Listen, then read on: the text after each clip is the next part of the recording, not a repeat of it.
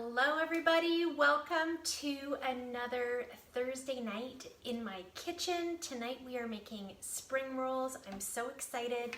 This is a really great way to use up leftovers if you've got leftover veggies or veggies at the end of the week that you want to use up, or maybe some leftover protein if you've cooked a chicken at the beginning of the week. But at Epicure, we're all about providing easy meal solutions and quick meals raw to ready in 20 minutes or less. So thanks for joining me. Lots of people join me every week. This is a cooking class that I do for my team.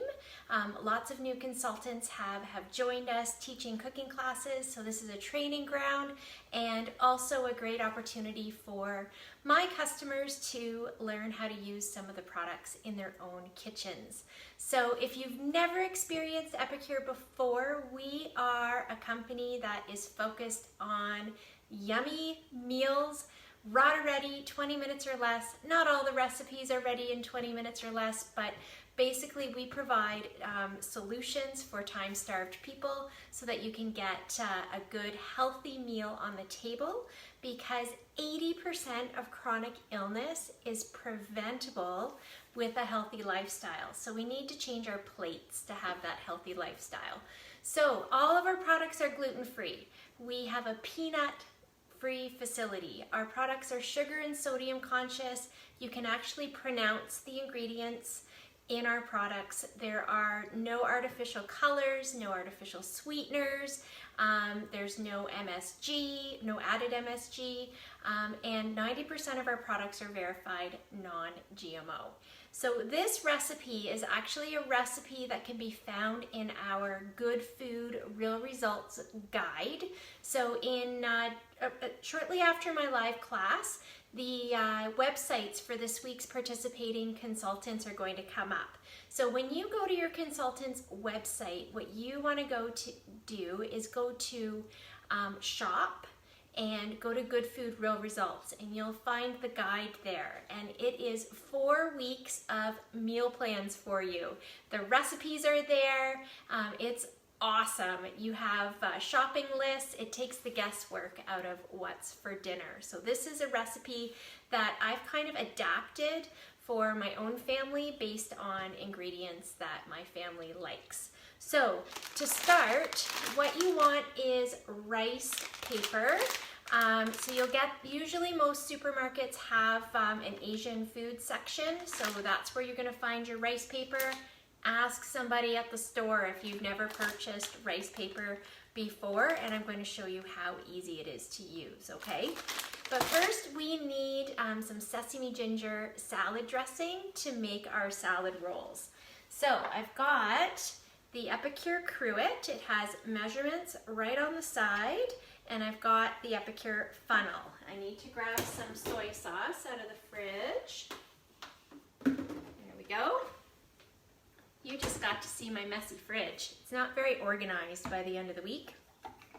Okay, so the funnel fits right in the cruet. This is a great way to make just what you need for the week. And then we grab our sesame ginger dressing mix, and the recipe is right on the jar. How awesome is that? So there's a recipe for regular dressing and as well as the creamy sesame ginger, and there's also an Asian noodle salad recipe. So I'm going to make the full recipe today because I'm going to make an Asian noodle salad on the weekend.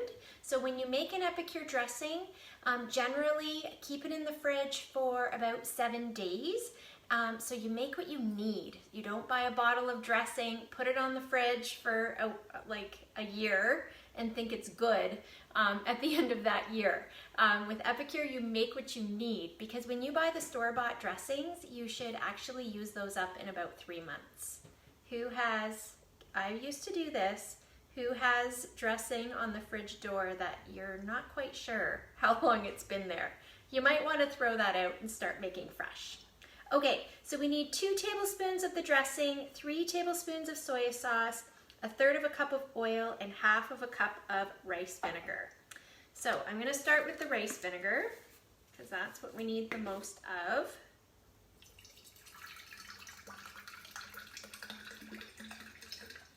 Then we need 2 tablespoons of the dressing. Just drop that on the floor.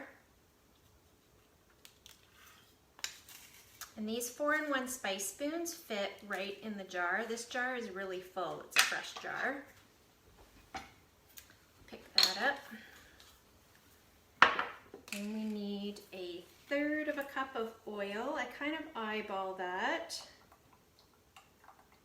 And it calls for 3 tablespoons of the soy sauce. I'm going to be honest with you, I never put that much soy sauce in my recipe. I like to cut down, even though this is a low sodium soy sauce, there's still lots of sodium in it. So I use about 1.5. I just cut it down a bit. There we go. So I want that to hydrate a little bit before I start assembling my salad rolls. Okay, so the next thing that I need to do is get my vermicelli noodles ready. So I'll show you the kind that I buy. Oh, that's chicken. Those are not noodles. I buy, you can buy, oh my word. That is a really strong jar of miso. Wow. Okay, so the ones that I buy are bean thread starch noodles made from green beans and peas. So that's the brand that I buy. I find that it's the easiest brand to work with. So I don't even do this on the stove. So folks, I was without a stove for 2.5 months. If you followed me for the last little while I've been doing these live classes, you got to cook with me every Thursday without a stove. I have a stove now, but all I do is I put the nests of the noodles here in a bowl, and I just boil the kettle and I pour hot water over top, and I let those noodles hydrate. But I don't want that water to go to waste. So what I do, I take this miso powder, or miso broth that I dropped, and I add a tablespoon of miso, not a tablespoon, 2 teaspoons, sorry, 2 teaspoons of the miso to my noodles, and that flavors up my noodles beautifully. Okay, so then I take my grip and grab tongs and I just start kind of breaking those noodles apart. So we're gonna set that aside and let those hydrate. So that way, if there's any noodles left over, any veggies left over, I can just kind of throw them together and make a miso soup. I love soup. Can't get enough soup. All right, so that's going to sit on the side and hydrate. So now we need to get our veggies ready. I've got some carrots that I already had julienned, and I'm gonna get some cucumber ready. So you want about a 3-inch chunk of cucumber, approximately, it doesn't have to be perfect.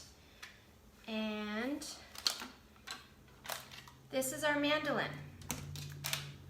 And it comes with different settings. So you can do smaller julienne vegetables, you can do a thicker slice or a thinner slice. This mandolin is perfect if you're getting potatoes ready for scallop potatoes, if you're slicing onions, it's awesome. So I just want to have a thicker julienne of some cucumber. I'm not putting cucumber in all of the salad rolls, but some of us like cucumber.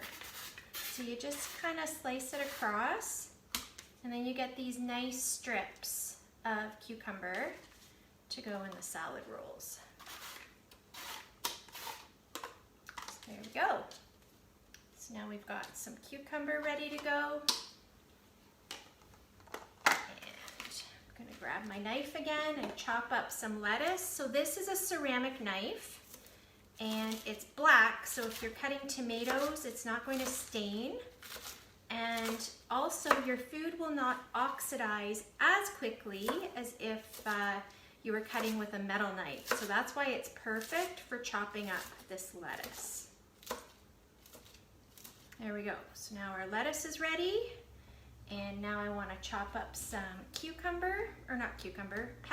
So I'm going to cut the bottom off, cut the top off, dice that up later. And then I store my veggies in prep bowls. So then I've just got quick grab and go so I can make quick nourish bowls. So I'll finish dicing that up a little bit later.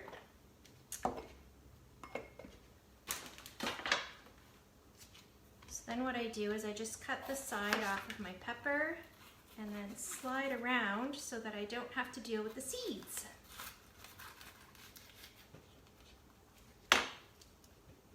Just a few seeds, but it's not too bad.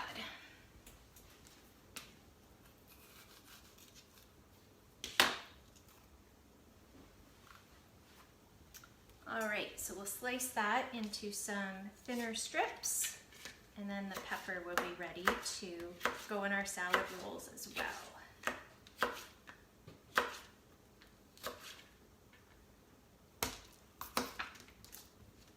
So these cutting mats are color coded. We've got purple ones and gray ones. And for me, I like to make sure that I only use purple cutting mats for vegetables and gray cutting mats for meat. It's just personal preference, but for food safety, I like to have one color for vegetables and one for meat. So that's why I love these cutting mats so much. I have a lot of them because I always have different workstations, and I know that I'm not cross-contaminating because that's really important to me. Okay, so let's check on our noodles. They are just about ready. That is fantastic. So what I'm gonna do is grab a bowl and just pull them out. I'll show you how I do that. Took almost no time. So then if I have any extra noodles left over, I'll put them back in the broth. But those will be nice and seasoned for our spring rolls. So I'm gonna set that aside. And now my chicken. So what I do at the beginning of the week is I cook a whole chicken. This is our brand new round steamer. If you want one of these, snatch it up quick because they are selling like hotcakes and there's a limited supply right now. But it's got a firmer base and a vented lid. So it's perfect for cooking an entire chicken in the microwave in about 18 to 24 minutes. It really depends on the size of the chicken and also your microwave. So 18 to 24 minutes. The last one I cooked took about 22 minutes. So this is our round steamer made of 100% food grade silicone. Awesome piece of cookware. It's also great for making soups. So I have chopped up my leftover chicken from earlier in the week, and then I like to season it with a little bit of the onion and garlic nutritional yeast, just to add a little extra flavor. Also, nutritional yeast, just be careful when you go to the health food store and you get nutritional yeast because they're not all created equally. So our nutritional yeast is a very high quality nutritional yeast, and it's really high in vitamin B12, and we need B12 for healthy nerve and blood cells. Also, this jar contains 8 essential vitamins and nutrients. So just to give you an idea, there is 90% of your daily value of B12 in one serving of the garlic and onion. And there's also nutritional yeast in that miso broth that I used. So I really like to make sure that I'm using enhanced nutrition. So I love putting the sprinkles and the broths in as many of my recipes as possible. Okay, so we are ready to start assembling these guys. So what we're gonna do, so what I did ahead of time is I heated up some water. This is my favorite pot. It's not an Epicure pot. My favorite pot for making spring rolls because the rice paper fits in it perfectly. So what I do is I take my tongs just put the rice paper in the water. This is hot water, so I count kind of to 10, sort of. Once it starts, yeah, there we go. And then I just pull it out and pop it on my cutting board. Okay, I hope you can see that.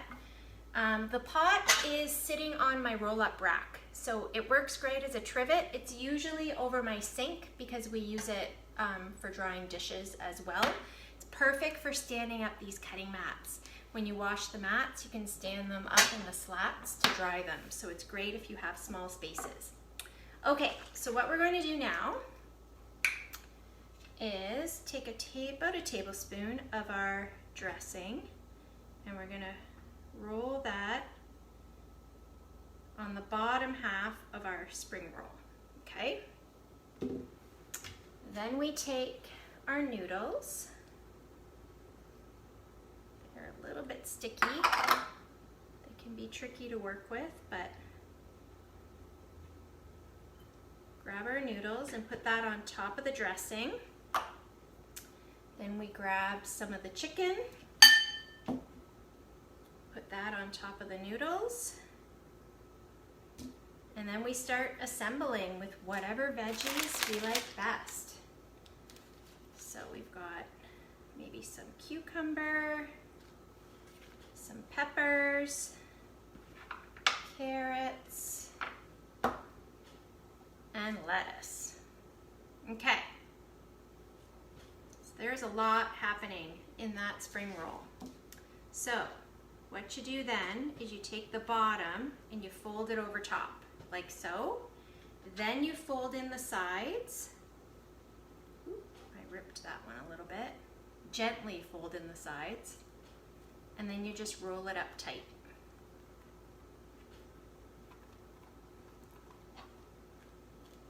And you have a spring roll. And then you just want to lay it seam side down. And then you move on to the next one. So I'll make another one for you while I'm still live here, just so you can see how to make one of them again. But it's so easy, and it's really fun to do with kids. I actually did this for a neighbor's daughter's birthday party. Her and her friends, they wanted to make spring rolls, so that was the activity. I was the entertainment. So we made homemade spring rolls because she loves Asian food, but Asian food doesn't love her. So she didn't love the MSG from the local Chinese store or Chinese restaurant. Okay, so take your dressing, about a tablespoon, and you want to spread that out. Then you take your noodles,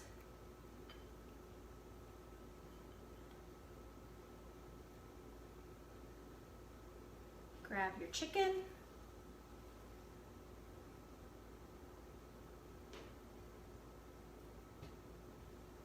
and top it with your veg. So this is a really great way to get veggies in kind of a fun way. So I never do things in the exact same order. No two spring rolls ever look the same. When I make them, they're super messy. I sometimes poke a hole in them, but it doesn't have to be perfect. It's just fun, it's different, because we sometimes get in a meal rut, and this is a really fun activity that you can do as a family.